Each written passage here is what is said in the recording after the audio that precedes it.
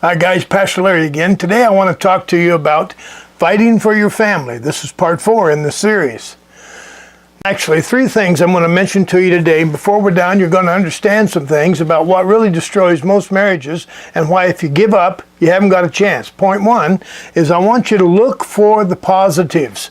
You know, you may be disappointed by your spouse. You may be disappointed by your child. You may be disappointed by some family member who's really letting you down for some reason. But I want you to begin, if you look at only the negatives, you're never going to have any positive feeling toward that other person. If all you can see is the negatives, then you just well cash it in right now. And here's something that you got to understand. Rarely will you ever receive positive information from third parties. Family, friends, his friends, your family, his family. Come on, knock that off. Everything that comes from a third party, by and large, is just gossip. You're not going to get any good from that. You're not going to have any blessing from that. So begin to shut it off and begin to spend the time listening to the Lord. He's got truth for you that'll make you free. So, number 1, look for the positives. Look for the good things he does. I had a woman one time say, he's a horrible husband, but he's a great father, and for that reason, I can forgive him. So look for those positive things. There's good in everybody, and recognize that most people, well, all people, don't really start each day out wanting to make your life miserable, but something internally is driving them. It's bigger than the two of you. Think about this. You've got kids, neighbors, families, and friends. You've got people watching this whole situation.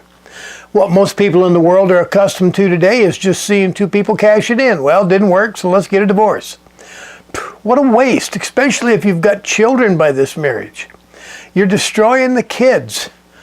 And if you believe that your children, well, they'll get over it, they're kids, you are absolutely wrong. I was my wife of 53 years. Until her parents died, she had always dreamed, and she was in her 40s when they died, she'd always dreamed that mom and dad would get back together again and make a family. So you see, the kids don't just get over it. I want to ask you one question when I talk about looking for the positives. I want to ask you one important question. I want you to think about this a little bit. When does a person need God's kind of love most of all in their life? When did you need God's love most of all in your life? The Bible teaches us that at our worst state, Christ died for us. Christ showed his love for us. At our worst point in life, Christ died for us. Now, is this the worst point in life for your spouse, for your child? This is when they need someone who's astute and aware of what God's saying to be able to speak into their lives what God's saying. I'm not talking about God's love is a cushy love that just forgives and walks out, lets them walk all over you, lets it just off the hook. No.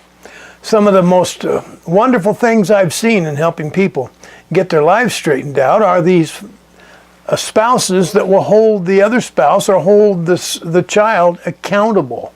Not letting them get off the hook, but listening to God and speaking and doing the very things God tells you to speak and to do. That's the point of having peace. That's the whole point of it.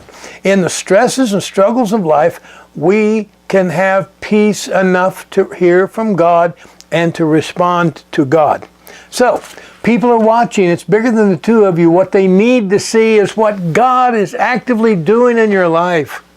That's too far, Pastor Larry. You don't understand how bad he or she or they hurt me. It's never too far. How bad was our sin before Christ forgave us? How bad had we hurt him? You see, stop and think about it. It's more than about you. It's also, like I mentioned in a tape or two back, a video or two back, it's probably some things God wants you to get a hold of in you to make this change. So, look for the positives. There's positive things going on. This person, this child, whatever it is, isn't lost. They're just hurting, and they're being driven by their pain. Therefore, show them some grace and some mercy like God showed us. And for Pete's sake, don't use the kids as a weapon. Well, you go tell your father, blah, blah, blah. You tell your mother, da, da, da. No, you're destroying your kids. You don't put them in the middle like that. You don't make them choose. You don't make them a weapon to get even with the other person. Well, you don't understand. I've got an order that says I can't talk to them. Well, then don't talk. You sure don't want to use your kids as a go-between, a messenger. You're putting your children in the middle of a mess, and you are messing up their lives. Don't do that, please. Look for the good in the other person. There's more than you involved in this. Other people are watching. We need to show them what God is really capable of doing, and what God's capable of doing not only in the marriage, or not only in the family, but in you. And this person deserves some mercy and grace that only God can give through us. That was point 2. When does a person need the most of God's love? When they're hurting the most. That's when it is. And point 3 is, don't set your spouse up for failure. How do we set our spouse up for failure? Well, we build our life on that spouse. Well, you don't understand. He's been the rock of my life. Well, if he's the rock of your life, you better get used to rock and roll, because that rock will roll.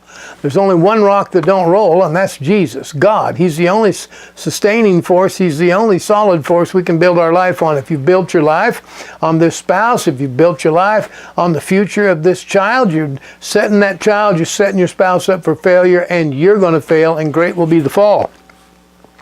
But he's everything to me. Well, broaden your life a little bit. Allow God to be the everything, and thank God for this other person in your life, but don't set them up to fail. Recognize there's no perfection on the earth. There was perfection on this earth once, and they crucified him. There's no perfection possible on this earth. So don't set your spouse, don't set your child up, whoever the situation is centered around. Don't set that person up for failure. They're fallible, just like all of us. They'll make mistakes. They'll let you down. But that's the difference between a contract and a covenant. Marriage, as a Christian marriage, is a covenant. A covenant that offers grace and mercy, forgiveness. A contract says you got to be perfect, you got to deliver on time, and it's got to be consistent all the time. You can't live up to that. So don't judge your mate or your offspring. Don't judge them. That they've got to deliver perfect on time. Can't be done. Can't be done. So recognize that if you're setting your spouse up to fail, or if you're not looking for the good stuff, the good qualities of that person's life, or if you're taking third-party input, oh, that's destructive, terrible. And if you don't believe they need grace and mercy, you don't have a chance. So the last thing I'm going to say, and I'm going to get off and let you go. If this is a remarriage, and you can't make this remarriage work, live single. If you've got children, raise them in peace. If you can't make this marriage work, if you can't call on God and trust Him enough to make this marriage work, please stay single and raise your children in peace. When your kids are grown and out of the house, off to college, whatever, and you want to try this again and find somebody you just can't live without, well, that's your decision at that point. But in the meantime, think of the kids, think of the children. You don't need to raise them in turmoil and all the stuff that's been taking place. Friends, fight for your family. Fight for these kids. Fight for the situation you're dealing with, recognizing you serve a great God. Now, call on Him and allow Him to do what only God can do. And don't give up. Don't quit so easy. Pastor Larry, I'm glad you've been with me. I thank God that you're watching and that you're part of this. If you like what I'm teaching, subscribe to my videos if you haven't already. Give me a thumbs up. Give me a comment below. Share with your friends. Tell people.